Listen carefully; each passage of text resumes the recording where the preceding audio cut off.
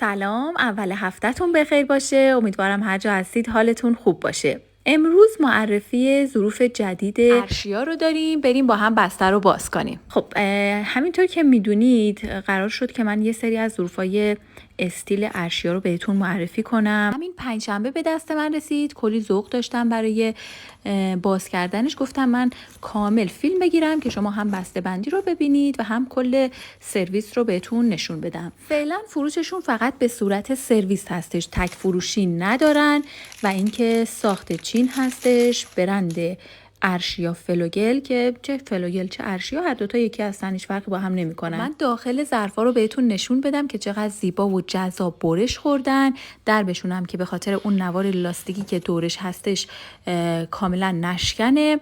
همینطور که میدونید این ظرفا به خاطر اینکه از لایه ضخیمی درست شدن به هیچ عنوان غذا داخلش نمیسوزه، کاملا ضد خش و نچسب هستن با یه ظاهر زیبا و 2 سال گارانتی. یه دونه تابه داره که یه دسته کوچیک داره و یه دسته بزرگ که همین هستش که قطر 28 هستش که خودش درب داره. یه تابه یه وک داره با قطر 32 که دوباره یه دسته کوتاه و یه دسته بلند داره.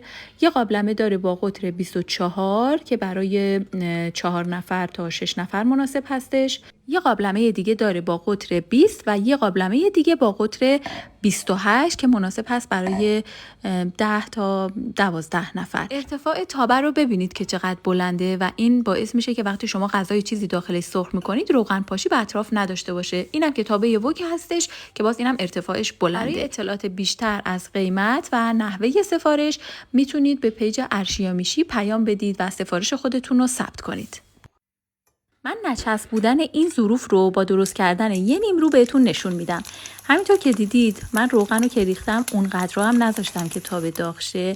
بعد تخم مرغ رو شیکوندم داخلش رو خیلی راحت الان از تابه جدا میکنم.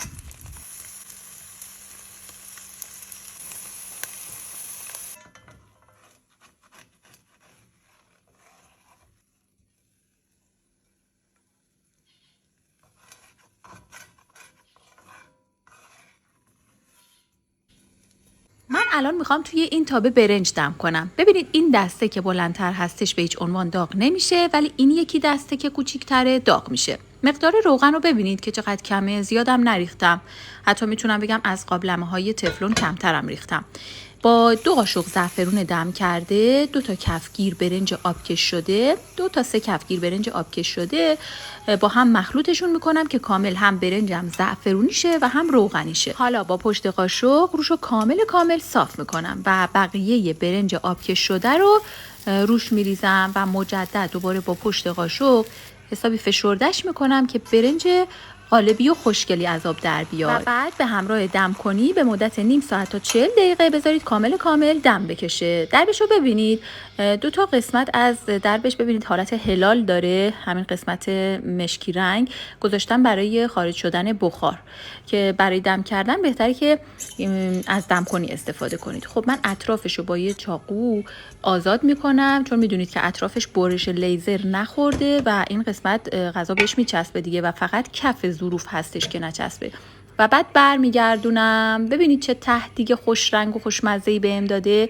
به هیچ عنوان غذا داخل این ظروف نمیچسبه. میتونید با خیال راحت خرید کنید و از خریدتون راضی باشید. اینم از برنج قالبی خوشمزه ما با یه ته دیگه زعفرونی فوق العاده خوش رنگ و خوشمزه.